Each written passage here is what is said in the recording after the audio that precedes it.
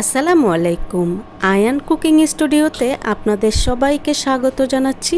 বরাবরের মতো টক ঝাল মিষ্টির এই জলপাইয়ের আচার রেসিপিটি দেখার জন্য।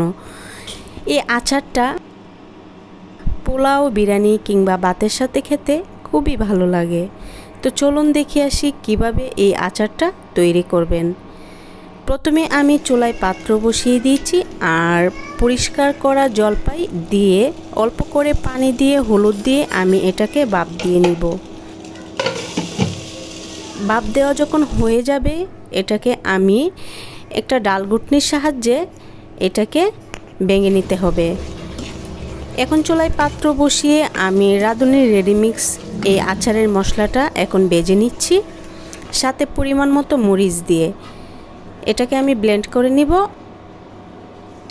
আবারও চুলায় পাত্র বসিয়ে পরিমাণ মতো তেল দিয়ে দিয়েছি। তেল গরম হয়ে গেলে অ্যাড করে দিচ্ছি লবণ আর দিয়ে দিচ্ছি এখানে 1 টেবিল চামচ পরিমাণ হলুদ দিয়ে 2টা তেজপাতা খুব ভালোভাবে চিড়ে এখানে দিয়ে নেড়ে চেড়ে মিক্স করে নিব আর কিছুক্ষণ ভেজে নিব। কিছুক্ষণ ভাজা যখন হয়ে যাবে এই পর্যায়ে আমি অ্যাড করে দিচ্ছি চিনি। এখানে আমি 1 কাপ পরিমাণ চিনি অ্যাড করে দিয়েছি। তো আপনারা আপনাদের স্বাদ মতো চিনিটা অ্যাড করে দিবেন। এই পর্যায়ে দিয়ে দিচ্ছি সেই ভেঙে রাখা জলপাই দিয়ে খুব ভালোভাবে অনবরত নেড়ে কিন্তু এটাকে একসাথে মিক্স করে নিতে হবে।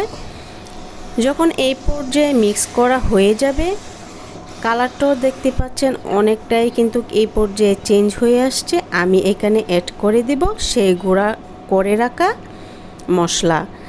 এখানে আমি সবটুকু অ্যাড করব না, কিছুটা মশলা রেখে দেব, পরিমাণ মতো এখানে অ্যাড করে দিচ্ছি। আর এই রান্নার প্রথম অবস্থাতেই কিন্তু এই মশলাটা অ্যাড করব না, একটু পরে অ্যাড করলে গ্রানটা ভালো থাকে, এই জন্য আমি পরে অ্যাড করছি। এখন খুব ভালোভাবে নেড়ে চেড়ে মিক্স করে নিয়েছি। খুব ভালোভাবে যখন মিক্স করা হয়ে যাবে অ্যাড করে দিচ্ছি চিলি ফ্লেক্স। এটাও আপনারা কম বেশি বাড়িয়ে দিতে পারেন, যারা ঝাল পছন্দ করেন তারা একটু বাড়িয়ে দিবেন। আমি আমার পরিমাণ মতো এখানে দিয়ে দিচ্ছি। চিলি ফ্লেক্স দিয়ে খুব ভালোভাবে নেড়ে চেড়ে অনবরত এই জলপাইয়ের আচারটা রান্না করতে হবে।